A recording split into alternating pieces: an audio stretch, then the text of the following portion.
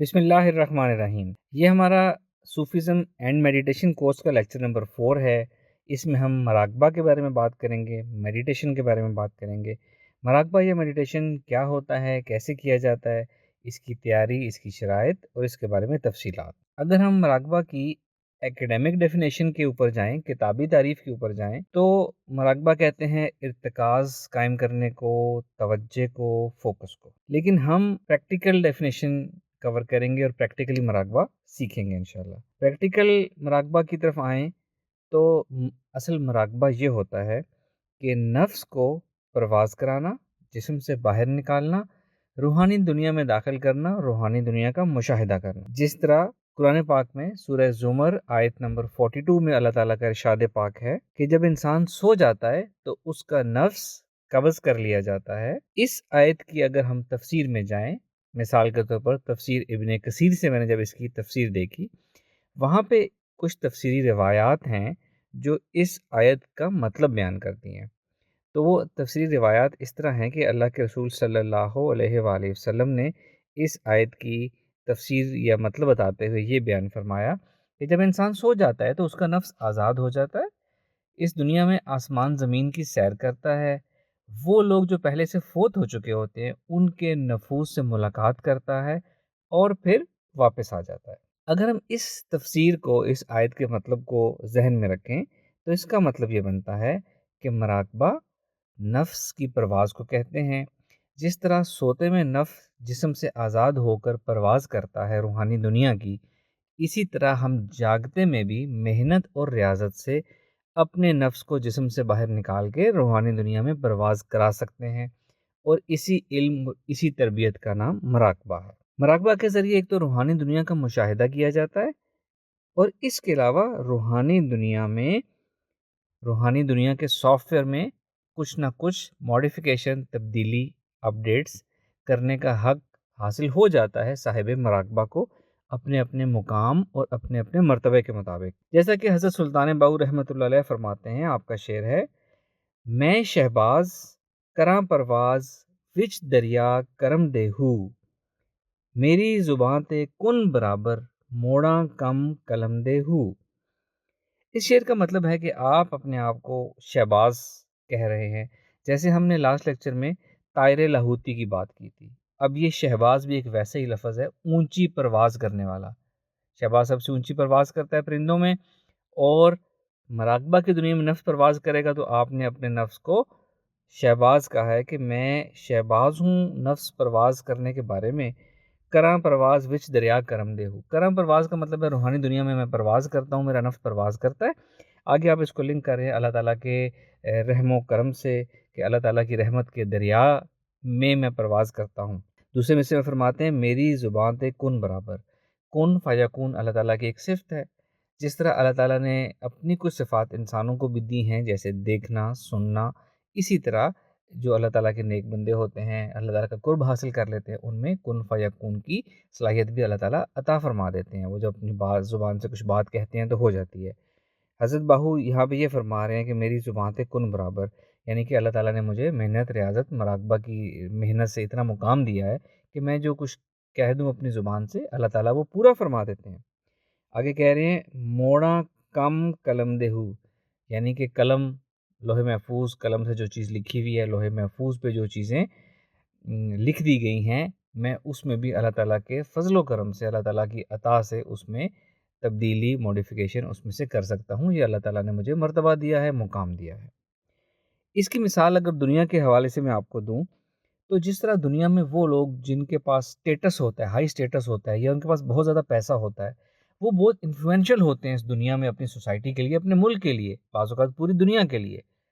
مثال کے طور پر جو ہمارے ملک کے جو پرائم منسٹر ہوتے ہیں، جو پولیٹیشینز ہوتے ہیں، وہ کافی حد تک اثر و رسوخ رکھتے ہیں ہمارے ملک کے حالات چینج کرنے میں۔ جن کے پاس بہت زیادہ پیسہ ہوتا ہے وہ بھی ایک کنٹری کو اس کی پالیسیز ڈیفائن کرنے میں مدد کرتے ہیں۔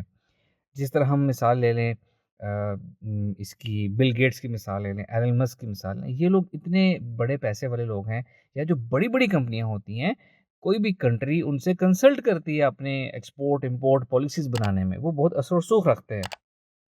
اسی طرح وہ لوگ جو روحانی دنیا کے مسافر ہوتے ہیں، جو پرواز کرتے ہیں، جب وہ ایک خاص مقام حاصل کر لیتے ہیں، اللہ تعالیٰ ان کو ایسی صلاحیتیں عطا فرماتا ہے کہ وہ بھی روحانی دنیا کے سافٹ ویئر میں تبدیلیاں کر سکتے ہیں، انفلوئنس کر سکتے ہیں اس دنیا کے کاموں کو۔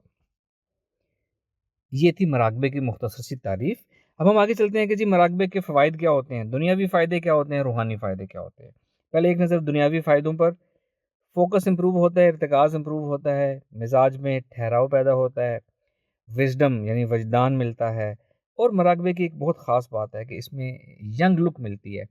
وہ لوگ جو مسلسل مراقبہ کرتے ہیں وہ ان کی فیس کی لک جو ہے نا وہ ایسے ہوتی ہے جیسے کم عمر لوگوں کی ہوتی ہے، ان کو دیکھ کے لگتا ہے کہ ان کی عمر نہیں بڑھ رہی، وہ بہت ینگ نظر آتے ہیں وہ۔ اسی طرح پلیزنٹ پرسنالٹی ہوتی ہے مراقبہ کرنے والوں کی، مائنڈ ان کا بہت فاسٹ کام کرتا ہے، پروگرس اچھی ہوتی ہے، پروڈکٹیوٹی ان کی انکریز ہوتی ہے، اور اس کے علاوہ وہ ایک بہت بہتر انسان بن جاتے ہیں، ان کے ریلیشنز امپروو ہوتے ہیں، ان کی ایموشنل انٹیلیجنس امپروو ہوتی ہے، اور اوور آل ان کی پرسنالٹی بہتر سے بہتر ہو جاتی ہے۔ اگر ہم روحانی فائدوں کی بات کریں تو روحانی دنیا میں انٹری، سب سے پہلا مراقبے کا فائدہ، بنیادی فائدہ، روحانی اپڈیٹس، آٹومیٹک آپ کی ذات نفس روح میں اپڈیٹس ہوتی رہتی ہیں، روحانی ترقی آٹومیٹکلی ہوتی رہتی ہے مراقبہ سے، اسپرچول انسائٹ آپ کو ملتی رہتی ہے، سکس سینس آپ کی امپروو ہوتی ہے، کشف الہام آپ کو حاصل ہوتا ہے، عبادات کی باطنی لذت محسوس ہوتی ہے آپ کو، اور آپ کا اللہ تعالیٰ سے تعلق امپروو ہوتا ہے۔ یہ ہیں اس کے روحانی فائدے۔ اب ہم کچھ مراقبہ کے طریقے پہ بات کر لیں، شرائط کے بات کر لیں، کچھ کوشچن آنسر جو مراقبے کے بارے میں عام ہیں ان پہ بات کر لیں۔ کچھ لوگ سکھاتے ہیں شروع میں لائنز کو دیکھنا، دائروں کو دیکھنا، آئینہ بینی، شمع بینی، یہ اس طرح کی جو مشقیں ہیں یہ بہت ہی بنیادی مشقیں ہیں مراقبے کی، ہم انشاءاللہ ان سے بہتر اور ایڈوانس مشقیں کریں گے۔ یہ سب لیس پروڈکٹیو مشقیں ہیں، خاص طور پہ آئینہ بینی، شمع بینی، میں بالکل ان کو سپورٹ نہیں کرتا، ان کا کوئی فائدہ نہیں ہے، ان سے ہم بہت زیادہ بہتر اور اچھی مشقیں کریں گے۔ کچھ سوالات عام ہیں مراقبہ کے بارے میں کہ مراقبہ کا بہترین وقت کیا ہے۔ مختلف اوقات کی لوگ بات کرتے ہیں، لیکن میرے نزدیک مراقبہ کا بہترین وقت وہ ہے جس وقت آپ کے پاس ٹائم ہے، جس وقت آپ ایزی ہیں، جس وقت آپ کا ذہن اور جسم آسان کیفیت میں ہے، آسان حالت میں ہے، وہ مراقبہ کا وقت ہے۔ مراقبہ کی جگہ کون سی ہونی چاہیے؟ مراقبہ کی کوئی بھی جگہ ہو سکتی ہے، لیکن جو بگنرز ہیں جنہوں نے شروع کرنا ہے وہ کسی ایسی جگہ کا انتخاب کریں جہاں آپ کے آس پاس شور نہ ہو اس وقت، تاکہ آپ مراقبے میں ڈسٹرب نہ ہو۔ جو مراقبے میں ایکسپرٹ ہو جاتے ہیں وہ کہیں بھی محفل میں بیٹھ کے، شور میں بیٹھ کے بھی مراقبہ کر سکتے ہیں۔ مراقبہ کی پوزیشن کیا ہونی چاہیے؟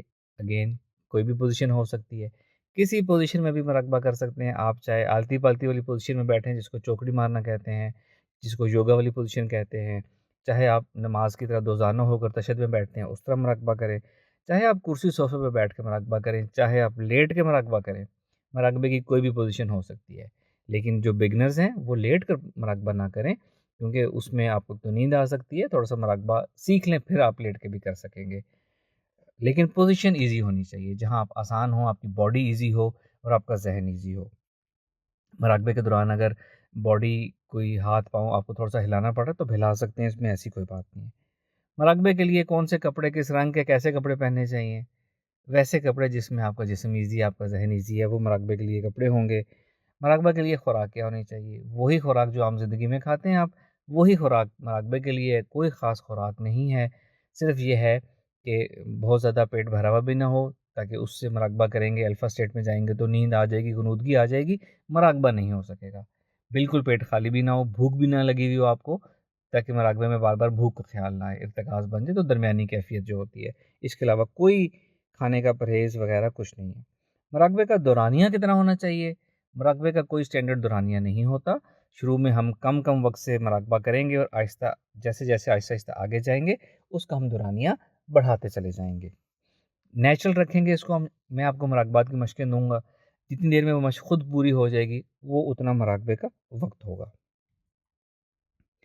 جی اس کے علاوہ دو شرائط ہیں مراقبے کی، پہلے میں نے آپ کو بتایا یہ سب شرائط نہیں ہیں، اب دو شرائط آپ کو مراقبے کی بتا رہا ہوں۔ پہلی شرط ہے دل و دماغ کو خالی کرنا، دماغ کو خالی کرنا، زیادہ سوچنے نکالنا، اوور تھنکنگ نہیں کرنا۔ جو اوور تھنکنگ کرتا ہے، مائنڈ آکوپائڈ رہتا ہے، وہ مراقبہ نہیں کر سکتا۔ دوسری شرط ہے دل کو خالی کرنا، دل کو آپ نے حسد سے، کینہ سے، غصہ سے اور اس طرح کی چیزوں سے خالی رکھنا ہے۔ اگر آپ کا دماغ خالی نہیں ہوگا تو آپ مراقبہ شروع ہی نہیں کر سکیں گے، فوکس ہی نہیں کر سکیں گے۔ لیکن اگر آپ کا دل خالی نہیں ہے تو مراقبہ تو آپ کر پائیں گے، اگر ذہن خالی ہے تو مراقبہ آپ کر پائیں گے، لیکن ایک خاص اسٹیج سے آگے نہیں جا پائیں گے جب تک آپ اپنے دل کو، سینے کو خالی نہیں کریں گے، دل سینہ ہلکا نہیں ہوگا، آپ کی پرواز اونچی نہیں ہوگی۔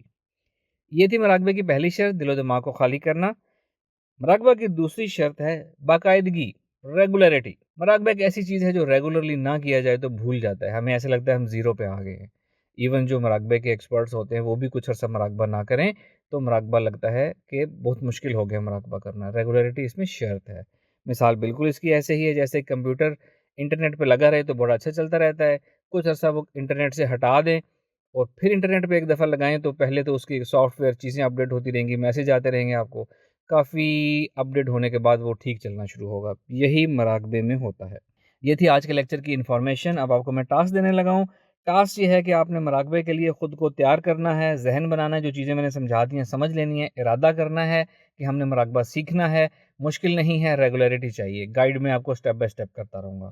آپ نے اپنے آپ کو تیار کرنا ہے، ارادہ کرنا ہے، دل و دماغ کو آپ نے اپنے صاف کرنا ہے، لوگوں کو معاف کر دیں، حسد کینہ غصہ نکال دیں۔ دل کو صاف کرنا کتنا ضروری ہے، اس کی فلسفی سائنس کیا ہے، یہ میں اس لیکچر میں بتاؤں گا تو لمبا ہو جائے گا، ایک لنک دے رہا ہوں میں نے، اس میں اس کی بہت تفصیل بتائی ہوئی ہے، وہ ضرور سن لیجیے گا۔